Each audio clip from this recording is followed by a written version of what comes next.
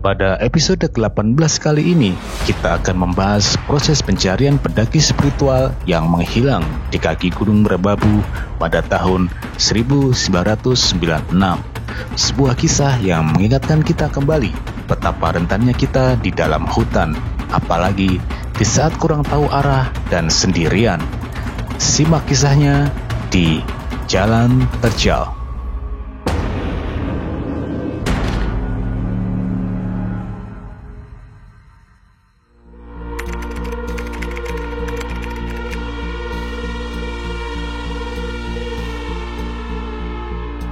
Pada tahun 1996, seorang pendaki spiritual bernama Slamet, asal Palur, Jawa Tengah, meminta izin 1 hari kepada keluarganya untuk pergi ke air terjun Sipendok yang berada di kaki Merbabu, Desa Ngagrong, Kecamatan Ngampel, Kabupaten Boyolali.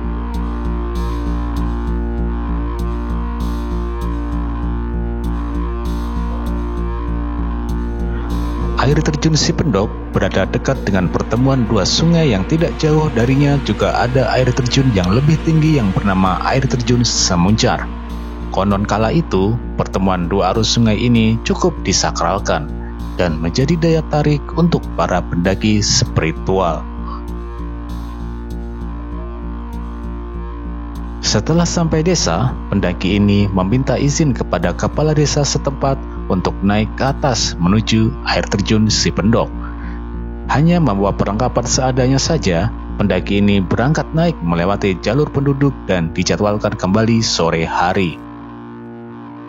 Namun, sampai malam pendaki ini tidak kembali.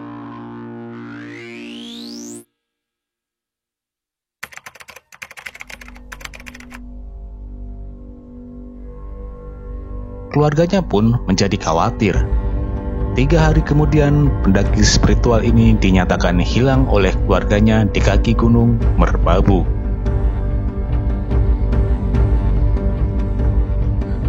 Sebelum dibuka open SAR, relawan turun ke kaki gunung untuk mencarinya.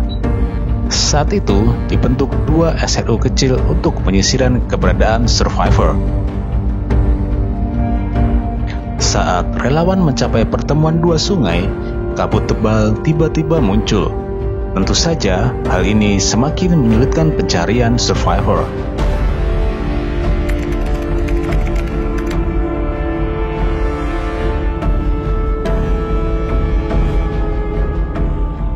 Pada hari pertama dan kedua, tim pencari yang dibagi 2 kelompok menyusuri jalan setapak di pinggir sungai kiri dan kanan menuju bawah, yang dicurigai digunakan survivor untuk menuruni air terjun Sipendok.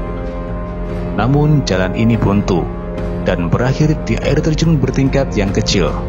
Kemungkinan survivor tidak menuruninya. Karena 2 hari menyusuri aliran sungai dan tidak ada tanda-tanda keberadaan survivor, pada hari ketiga, tim pencari yang ditemani seorang warga lokal menyusuri jalur ke atas puncak Merbabu. Namun, saat sampai hutan Cemara Gembel, warga lokal menyarankan untuk tidak memasuki hutan tersebut dikarenakan hutan tersebut terkenal keangkerannya. Tim pun terpaksa kembali ke tenda yang berada di pertemuan 2 sungai. Selama mereka tidur di tenda di area tersebut, mereka sering diganggu dan diawasi oleh sesuatu yang tidak terlihat.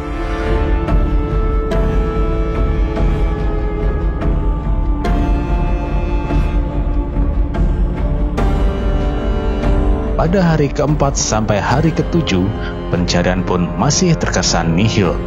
Mereka pun akhirnya harus kembali turun ke desa dan mengevaluasi.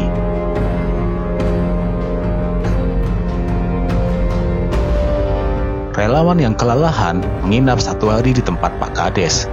Bantuan dari relawan lain dan Mapala akhirnya datang. Kemudian, secara resmi diadakan open SAR. Tim dibagi menjadi 6 SRU untuk disebar.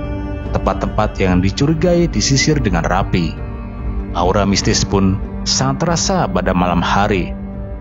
Tim pencari sering diikuti oleh orang misterius yang memakai senter dari kejauhan.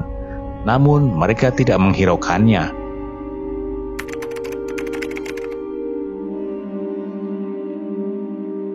setelah pencarian hampir 2 minggu, sangat kecil kemungkinan survivor masih hidup.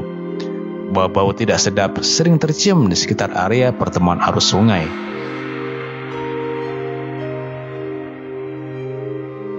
Area pencarian pun diperluas dengan naik ke arah air terjun Simencar yang berada di atas air terjun Sipendok. Pada hari Jumat, tepat 17 hari pencarian, survivor ditemukan mengambang di bawah air terjun Semuncar dalam keadaan MD.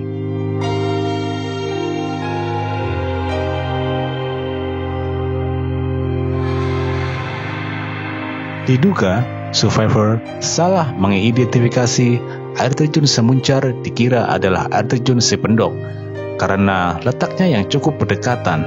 Tanpa sebab yang diketahui, survivor terjatuh dari atas yang jaraknya puluhan meter.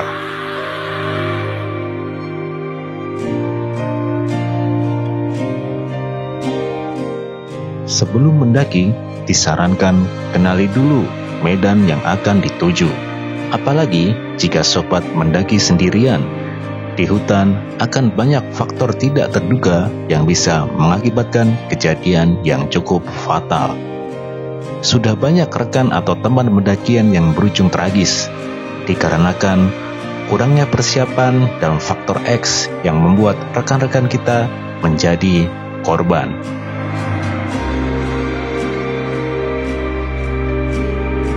Demikian kisah pencarian pendaki spiritual pada tahun 1996.